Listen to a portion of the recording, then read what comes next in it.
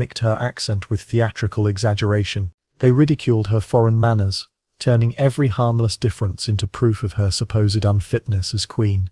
Even her choice of perfume became fodder for mocking jokes whispered behind jeweled fans. The ladies who should have been her allies turned instead into informers. They reported every imagined fault to Henry's eager ears with the precision of professional tormentors.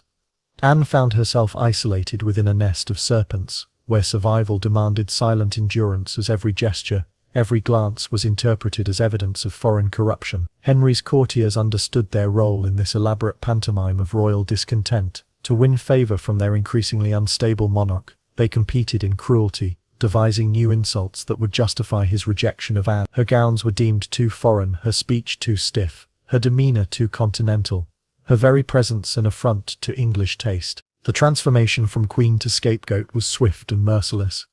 Within weeks, Anne had become a living emblem of everything wrong with foreign influence in English politics. Pamphlets circulated suggesting that German women were naturally unsuited to English men. This propaganda served two aims: to normalize Henry's rejection and to prepare public sentiment for the annulment everyone knew was inevitable. Even worse than the public ridicule was the private humiliation inflicted by royal physicians sent to examine Anne's body for the defects Henry claimed to notice. These invasive examinations, disguised as medical necessity, were the ultimate violation of a woman who had entered England as an honoured guest.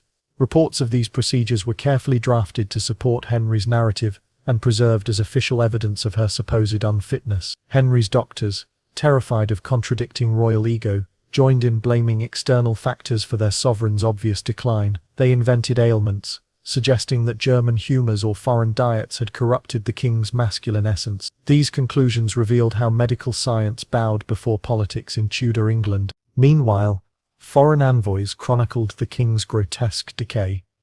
By 1540, diplomatic reports described audiences that required elaborate measures to mask the odour of his infected wounds. Courtiers devised formal rules for keeping respectful distance while enduring his stench, and through it all, Anne bore the blame for her husband's rot. While she suffered her public crucifixion, Henry had already fixed his predatory gaze upon Catherine Howard, a teenage girl whose youth promised the renewal his pride demanded. Catherine, barely past childhood and overwhelmed by the glamour of royal notice, became the instrument of Anne's final disgrace. The king's pursuit of his fifth bride began even before his fourth marriage had been dissolved. Catherine represented everything Anne was not: young where Anne was mature, English where Anne was foreign, naive where Anne was composed. Her very existence mocked Anne's perceived shortcomings, and Henry ensured the comparison